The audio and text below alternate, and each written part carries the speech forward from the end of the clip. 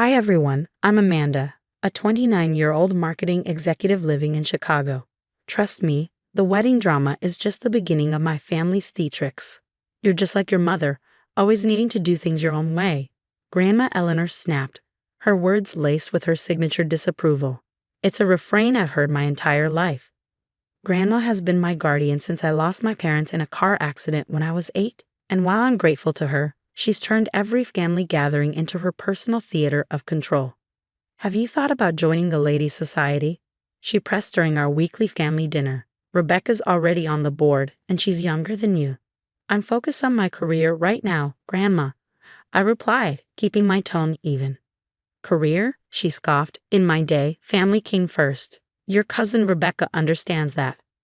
Perfect Rebecca, sitting smugly across the table, offered a polite smile. The society's hosting a charity gala next month. You should come, Amanda. Maybe bring Marcus. Marcus, my fiancé, gave my hand a reassuring squeeze under the table. We'd only announced our engagement last month, and already Grandma was trying to orchestrate every detail.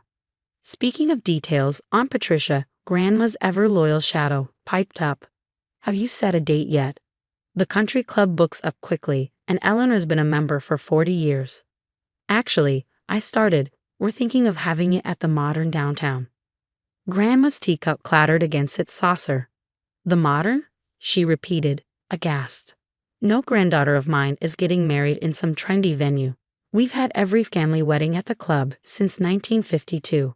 Uncle David peeked up from his newspaper, the only voice of reason. Eleanor, maybe let them. David, stay out of this. Grandma snapped before turning back to me. Amanda, dear, you know your mother would have wanted.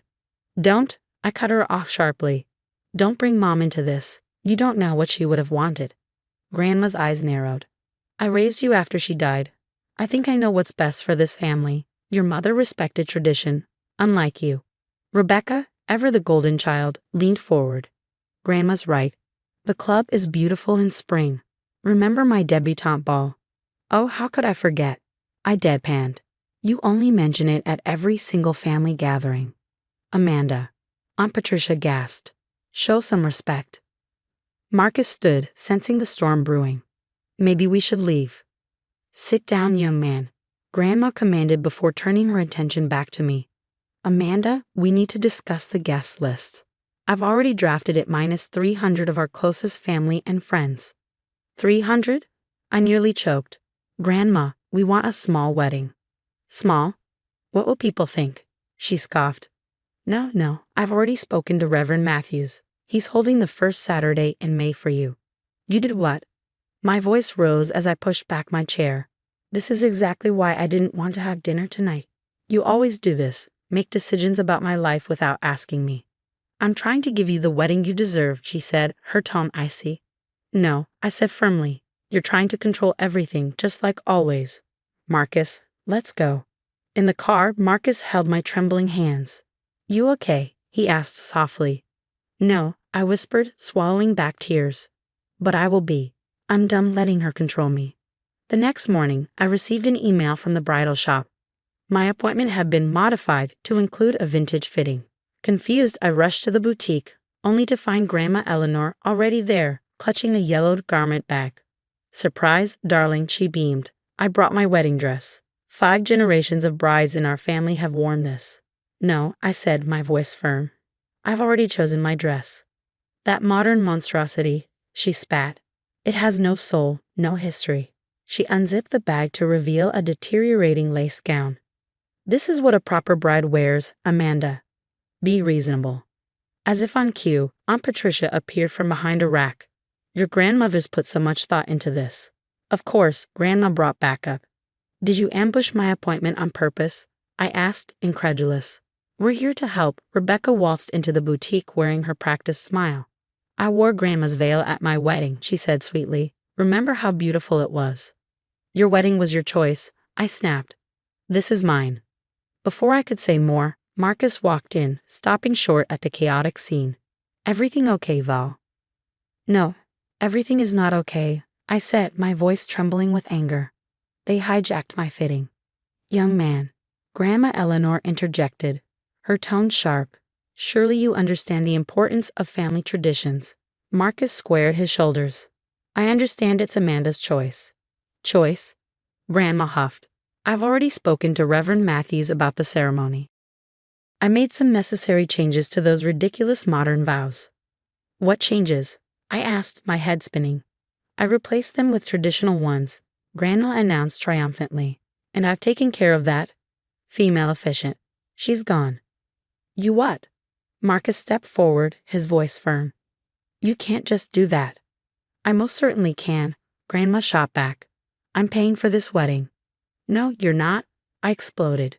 We never asked for your money. We're paying for everything ourselves. Her face darkened. Then you'll regret it. No financial support. No club membership. Nothing. Grandma. Rebecca tried to interject, but I cut her off. Don't, I said, my voice trembling with suppressed rage. Don't use my dead mother against me again. The boutique fell silent as the weight of my words hung in the air. I found the canceled appointments, the changed vendor contracts, everything. You've been sabotaging my wedding. I've been fixing everything, Grandma shot back. You're too young to understand. I'm 29, I said, my voice steady. I run marketing campaigns worth millions. I'm not a child, and you don't control me.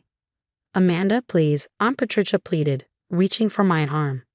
Your grandmother knows best. No, she doesn't, I said firmly, pulling away. And you're just as bad, always enabling her. Rebecca too, always playing along, making everyone else look bad for having boundaries. That's enough, Grandma said, her voice trembling with fury. If you don't wear this dress, if you don't follow tradition, then what? Then disown me, I said, meeting her glare.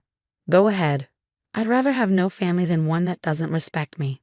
Marcus took my hand. Let's go, Val. In the car, tears streamed down my face.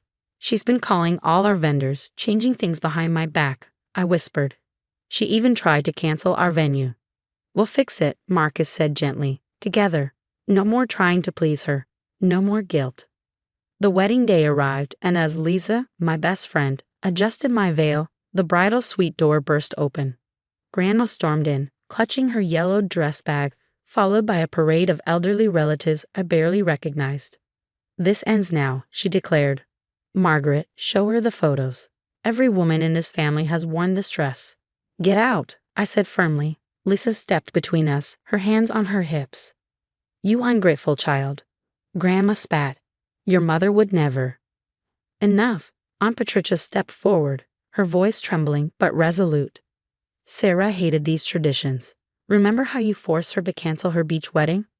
Patricia, hold your tongue. Grandma snapped. No, I've held it too long, Aunt Patricia said. You did the same to my sister, and now she won't even speak to us. Guests began gathering at the door as Grandma raised her voice, deliberately loud. Amanda is destroying our family legacy. This modern ceremony is a disgrace. The only disgrace, Uncle David's voice cut through the commotion, is how you're acting, Mother. David, stay out of this, Grandma shouted. No, he said firmly. You drove half our family away with your control. Sarah wanted something different for Amanda. You don't know what Sarah wanted, Grandma hissed. Yes, I do, he said, pulling out an envelope. She left a letter for Amanda. I've kept it since the accident, waiting for the right time. What letter? I asked, my hands trembling. Don't you dare, Grandma warned, lunging for it. But Uncle David handed it to me. I opened it with shaking hands and began to read aloud. Amanda, I read, tears streaming down my face. Don't let anyone force you into their mold, especially not my mother. Live your life, my wayward little star. This is ridiculous, Grandma barked. Rebecca, tell them. But Rebecca's perfect facade finally cracked. Like how you convinced me to break up with James because he wasn't from the right family? Or how you pushed me into that awful society marriage. I hate my life, Grandma. You didn't give me everything. You took everything. The wedding coordinator appeared in the doorway. We need to start. This wedding is not happening, Grandma shrieked, grabbing my arm.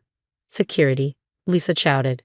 2 guards appeared, gently but firmly escorting Grandma out as she screamed, You're ruining everything. No, Grandma, I said, my voice calm and steady. You ruined everything by never letting anyone live their own life. If you do this, "You're no granddaughter of mine," she spat as she was led away. "I haven't been for a long time," I whispered. Uncle David hugged me. "Your mom would be so proud." The ceremony was perfect, exactly as Marcus and I had planned. Afterward, at a small reception hosted by Aunt Patricia, she smiled warmly. "Amanda, Sarah's coming next week. My daughter is finally speaking to me again." "That's wonderful." "How long has it been?" 10 years. Aunt Patricia sighed, her voice tinged with regret. "All because I let your grandmother convince me Sarah's lifestyle was inappropriate." "She's a successful artist in New York now," Uncle David added. "Mother's not taking it well. The church committee asked her to step down after Mrs. Peterson revealed how she blackmailed her daughter out of art school." "Did you hear about Rebecca?" Aunt Patricia leaned in, a conspiratorial smile on her face. "She ran off with her old boyfriend James, left a note for her society husband and everything." "Good for her," I said, smiling at the memory of James from high school. "They're in California," Aunt Patricia continued. "She's finally pursuing her dance career. Says she feels alive for the first time in years." The doorbell rang, cutting through the conversation. Marcus answered, returning moments later with a tense expression. "Val, it's your grandmother's friend, Mrs. Harrison." "Mrs. Harrison." I raised an eyebrow as the older woman hesitated in the doorway, wringing her hands. "Amanda, dear," she began, her voice trembling. "The Ladies' Society held a vote. Eleanor's membership, we had to terminate it. After what came out about her threatening the rector's wife." "I'm not getting involved," I said firmly, folding my arms. "She's all alone now," Mrs. Harrison continued, almost pleading. "The Bridge Club, the Garden Society, everyone's heard the stories. Maybe if you spoke to her." "No," my voice was resolute. "She made her choices." After she left, Marcus wrapped his arms around me. "You okay?" "Actually, yes," I replied, surprising myself with the truth. "The family's healing without our control. Sarah and Patricia are reconnecting. Rebecca's free. Uncle David's finally speaking up." My phone buzzed with a text from Rebecca. "Starting dance classes tomorrow. James says hi, miss you all." She's still sitting alone in that big house, Aunt Patricia mentioned softly, refusing to acknowledge any wrongdoing. "That's her choice," I said simply, "just like this is ours." Uncle David raised his glass, his smile warm. "To Amanda and Marcus for showing us it's never too late to break free." "To freedom," everyone echoed, their voices bright with hope. Outside, autumn leaves swirled past the window, painting a world in shades of gold and crimson. Somewhere across town, I knew Grandma Eleanor sat alone in her formal dining room, surrounded by traditions but no family, her bridge club meetings canceled, her social calendar empty, her control finally gone. But here, in my home filled with love and laughter, I was exactly where I wanted to be. No guilt, no manipulation, no toxic traditions, just family, the way it should be. Marcus squeezed my hand, and I smiled. Sometimes the best family isn't the one you're born into. It's the one you choose to build. What would you do if you discovered that your most cherished family member was manipulating multiple lives behind the scenes? Would you stay silent to keep the peace, or would you be the one to break the cycle of generational trauma, even if it meant losing your support system? Share your thoughts in the comments below. Have you ever had to choose between family traditions and your own happiness? How did it turn out? If you enjoyed Amanda's journey of breaking free from toxic control and creating a healthier family dynamic, don't forget to like this video and subscribe for more real stories of empowerment and resilience.